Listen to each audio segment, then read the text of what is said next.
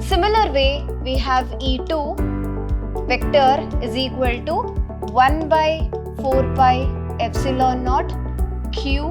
We have minus q over there.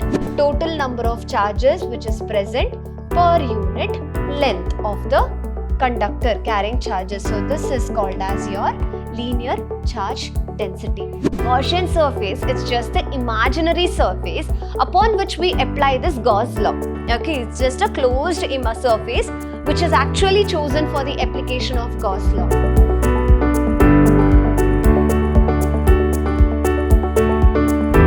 Hello everyone, I'm Brinda, Faculty of Physics from Vidhyaashram School of Excellence, Mysuru, welcoming you all to session 3 of chapter 1 of class 12, that is chapter Electric Charges and Fields. So in this chapter, we are going to deal with the rest of the concepts in this session, that is how exactly we have to check out the electric field at a point due to equatorial plane, because in the previous session we had done on a axial point or a axial line. Okay, here we are doing with respect to equatorial line, and then we will skip on to Gauss laws. So here we have electric field at a point on an equatorial line. So let us just draw a equatorial triangle. So here we have a triangle to which there is a point P.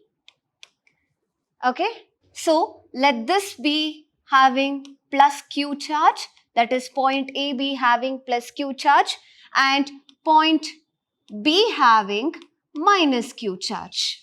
So there are two charges, plus Q and minus Q at point A as well as point B, which is separated at a distance of 2a.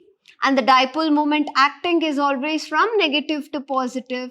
So here is a dipole moment which is given. So now, always the field lines move away from the positive towards the negative. So on dividing this into half, we can name this as A, and the distance between the center O to P, where exactly we can find the effect of this charge, is known as R. So hypotenuse of this R and A, we have R square plus A square of root. This root can also be written as whole to the power of 1 by 2. Okay. So now we have the electric field effect is away from that of the positive, so it goes away. So we have E1 over here. The field lines is towards the negative charge, so towards the negative charge Q, so we have E2 here. Its resultant vector is given by this, so the vertical component can be given as E1 sine theta, and here the vertical component is given as E2 sine theta, and the horizontal component is E1 cos theta, and we have E2 cos theta. So this is all about how exactly the framing of equatorial plane over here we just see. Okay. So now electric field at a point. So at this point we have to check what is the electric field. So due to E1, we have E1 is equal to 1 by 4 pi epsilon naught. What is the charge? It is Q, and the distance between the charge as well as the point P is root of R square plus A square, square of the distance between 2 points we are doing. So square of distance between 2 points is R square plus A square. Square cancels with root. So we have E1 is equal to 1 by 4 pi epsilon naught Q divided by R square plus A square. So now we have E1 is a vector quantity. In order to balance this, we have a unit vector P cap. Similar way, we have E2 vector is equal to 1 by 4 pi epsilon naught Q. We have minus Q over there, okay, negative charge, and we have R square plus A square root cancels with square, and minus P vector. So these two are the charges that is due. One is due to E1, another one is due to E2, that is due to positive charge, and another one is negative charge. So the net charge is given with respect to the component which is over here, a vector component, okay, resultant vector. So we call it as capital letter E is equal to sum of two vectors E1 plus E2. Which are the two vectors? Resultant vector, that is E1 cos theta plus E2 cos theta. So we will go with E1 cos theta plus E2 cos theta. Which is common? Cos theta is common. So E1 plus E2, the common turns out to be cos theta. Okay. So vector E is the total electric field. Okay, it's a sum of E1 cos theta, E1 plus E2 of the whole cos theta. So apply E1 and E2 by this. So we have this is equation 1 and we have this as equation 2. On application of these two, we can solve it for E1 and E2. So along with this, we have a net dipole moment which is against that of this minus Q, that is away from that of the negative sign. So we have minus P cap. Okay, so we have minus P cap which is acting away from that of negative. So now as we know that cos theta is equal to adjacent by hypotenuse. So what is adjacent? You have A. Hypotenuse is root of r square plus a square. So A divided by root of r square plus a square. This holds good for your cos theta. So in cos theta place we have to apply this. Consider this as equation 3. So now let us start solving it. So we have vector E is equal to E1 plus E2. So let us add these two. We have 1 by 4 pi epsilon naught, that is common out of these two, of Q by r square plus a square plus Q by r square plus a square into cos theta is nothing but into A divided by root of r square plus a square of your dipole moment minus P cap. Along with this we have vector E is equal to 1 by 4 pi epsilon naught of r square plus a square, take it common out, and we have Q plus Q is 2Q, along with this A, 2QA divided by r square plus a square of 1 by 2. Root is nothing but 1 by 2, we'll close it, and minus P cap. Vector E is equal to, we can equate this as 1 by 4 pi epsilon naught 2QA of this, my negative of P cap is nothing but, we know that according to this dipole moment which is equal to its dipole moment, it is product of distance between the two charges and the magnitude of the charge.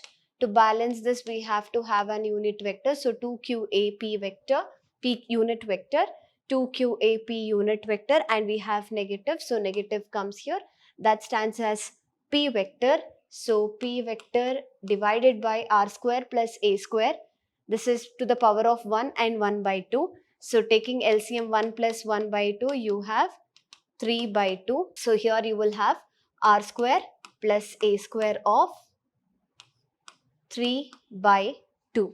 Okay. So suppose this acts as a final equation, electric field at a point on a equatorial plane, equatorial line over there. So now suppose if your A is very much lesser than that of R, then the equation turns out to be vector E is equal to minus 1 by 4 pi epsilon naught P vector divided by R square. This will be cancelled out. A square will just go away. What remains is R square. R square into 3 by 2. 2 cancel. So we have R cube. So this holds as a equation if the condition is R is very much greater than that of A. So this is the equation for electric field at a point on this plane. Okay. Next we will study about the charge distribution. How exactly the charge distribution takes place. As you can see in this picture, there is a material which is present over here and the distribution is uniform. Okay, the distribution, as you can see, it is always uniformly distributed. So there are different types of charge distribution according to its uniformity. Okay, one is charge distribution, that is linear charge density. Okay, so density is nothing but, mass per unit volume. So linear charge density is what we have to check. So it's a uniformly linearly arranged charge. So the total charge is Q. This is linear charge density. It is given with respect to lambda. Okay, how do you define it? So lambda is your linear charge density, which is equal to charge which is present in a certain material per unit length. We go along with the length. Why? That is why it is called as linear, because it's with respect to length.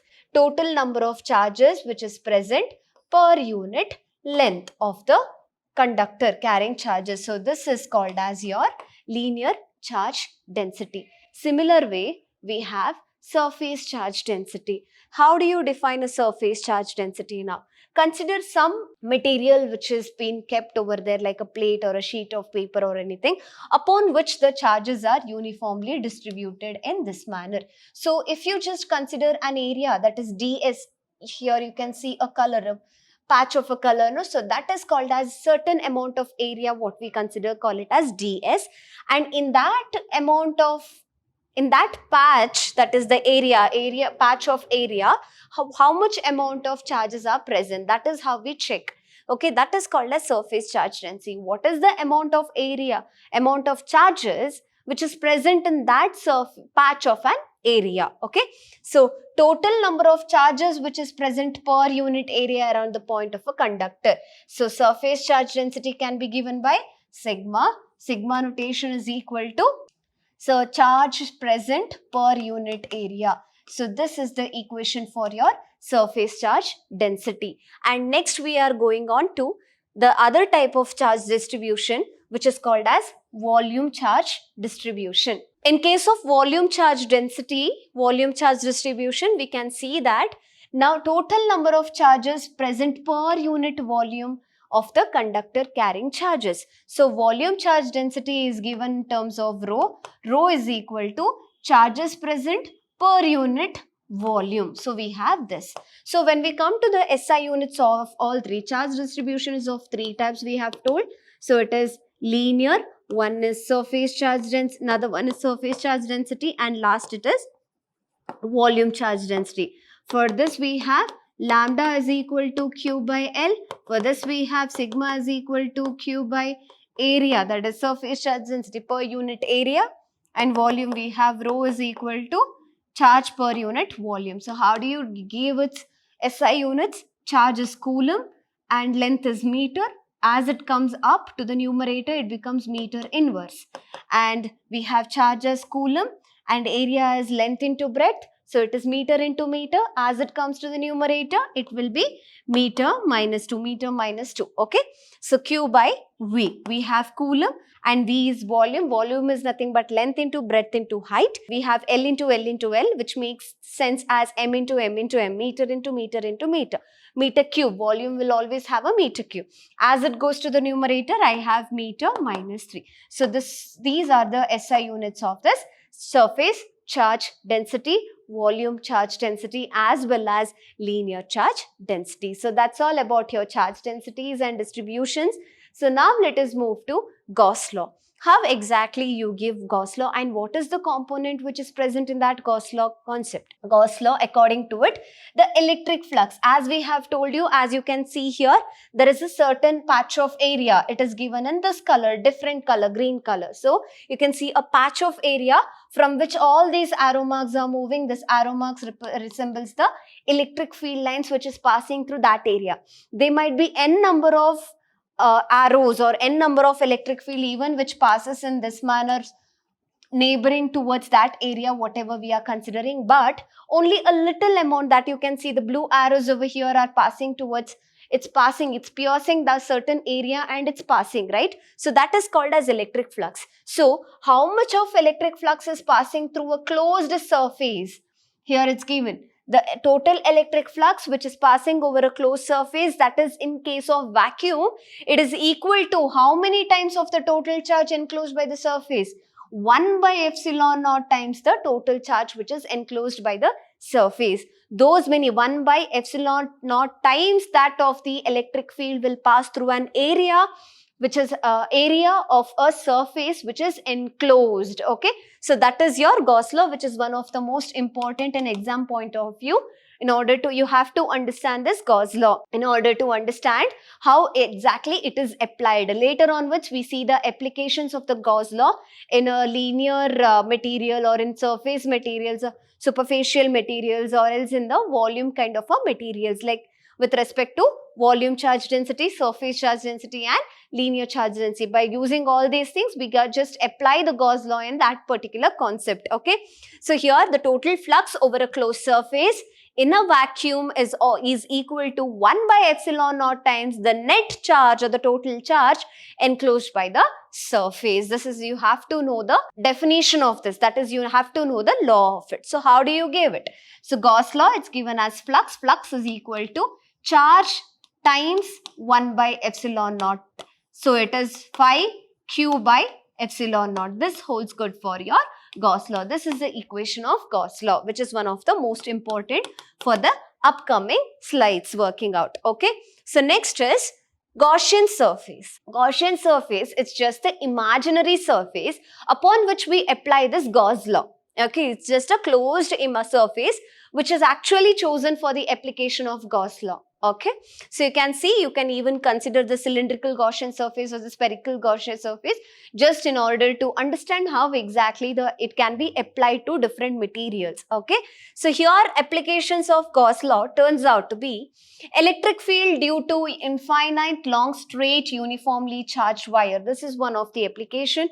Second application is electric field due to uniformly charged infinite plane sheet. So here we use a wire, here we use a sheet, and electric field due to uniformly charged spherical shell. So here we use a shell. So here it is linear, here it is surface, here it is volume concept, wherein we use even the surface area concept for the easy going. Okay, so now we have electric field due to an infinite long straight uniformly charged wire. Out of these two images, which is the uniformly charged long straight wire? As you can see, it is the orange color which is present over here. It has charge which is distributed uniformly and it is linear. And the different other color family of blue, what you're getting here is, that is Gaussian surface.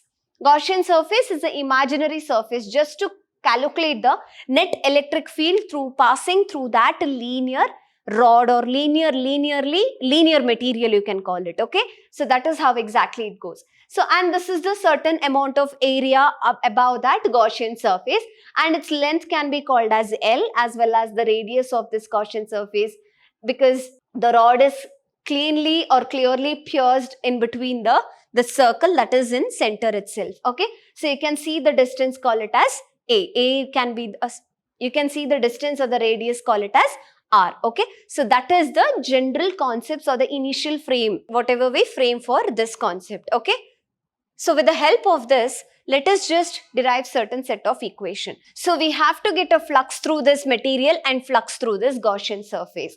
So how exactly to get the flux through the Gaussian surface when it is along with this? So we have, so how is that we can get the flux now? So we have flux at the end, at this part we have certain flux at this part. Okay, and we have flux at this part too. So this is called as flux at the end points. This is called as flux at the surface. As you all know, flux due to these charges are always perpendicular. It acts perpendicular, that is at 90 degrees to the uniform charges over like this. Okay, so if that's the case, we have flux through its end is like, it is parallel.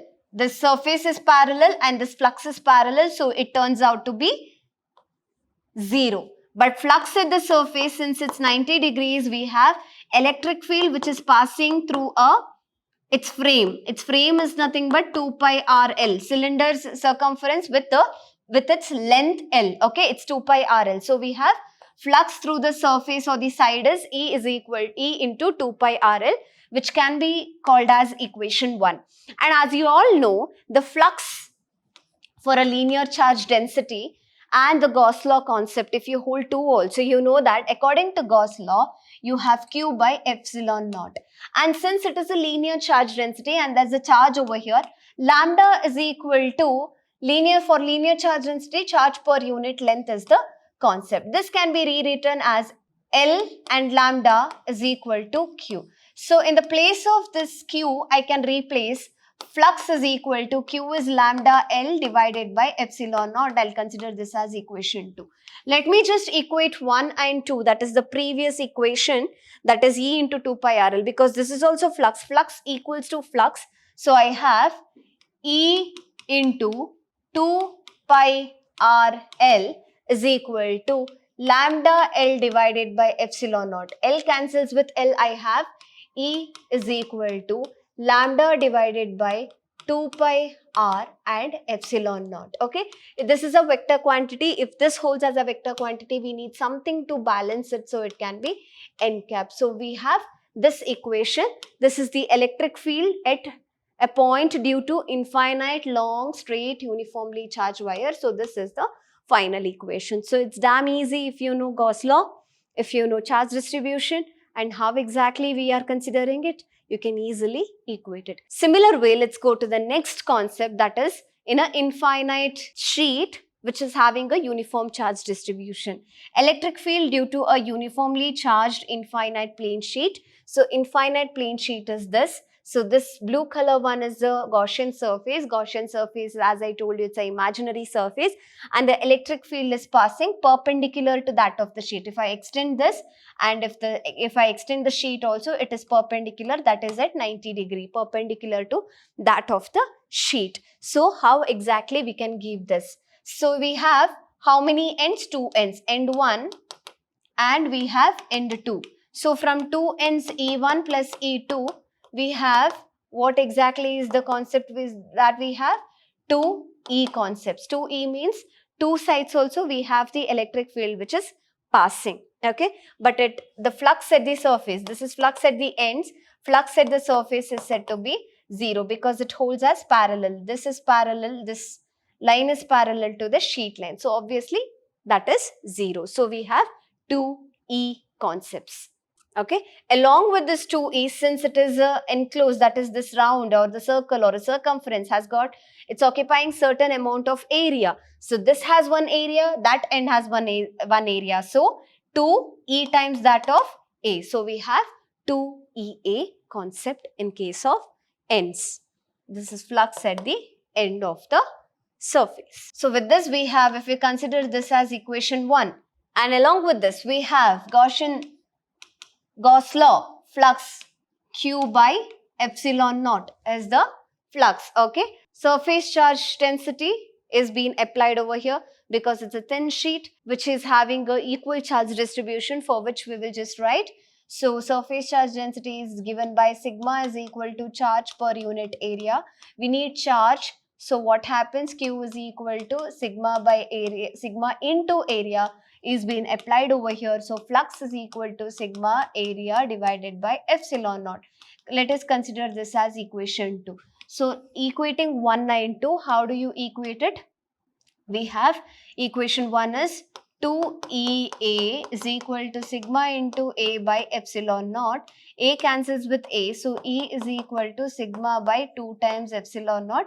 If this is a vector, there is a unit vector which arises, and this is the final equation. So that's all about your electric field due to uniformly charged infinite plane sheet. Similar way, we have spherical shells now. So electric field due to uniformly charged spherical shell, here we have a point, that is electric field at a point outside the shell. To calculate that, for inside the shell we have to derive a flux, and outside the shell too we have to get a flux. So inside the shell, let us get a flux, as flux is equal to, for outside the shell, so we have electric electric field into 4 pi r square. So we have, according to Gauss law, Q divided by epsilon naught. So what is Q according to surface charge density? It is area by epsilon, sigma into area by epsilon naught. So we have flux is equal to area of the internal is 4 pi r square divided by epsilon naught. Equate this flux with this flux. So on equating you get E into 4 pi r square is equal to sigma into 4 pi r square divided by epsilon naught. 4 pi cancels with 4 pi and we have continued E is equal to, we have sigma r square by epsilon naught r square. So this can be written as E is equal to sigma is nothing but charge per unit area. Area of the spherical is 4 pi. We have r square and r square, epsilon naught r square. R square cancels with r. So what remains is vector E is equal to 1 by 4 pi epsilon naught q divided by r square. Since it's a vector quantity, we can manage or balance with the unit vector. We are balancing with n vector, n cap. So this is the electric field due to uniformly charged spherical shell. Okay, so this holds good only for an electric field at a point outside the shell. If it is inside the shell, if the cell is conducting, okay, inside the conductor, the electric field will be 0. So as a result, flux inside is 0. This is what you have to remember. Might be asked for 1 mark. Okay, so that's all about your electric charge design fields chapter. Let us all meet in our next upcoming session with a new chapter. Until then, have a good day. Thank you.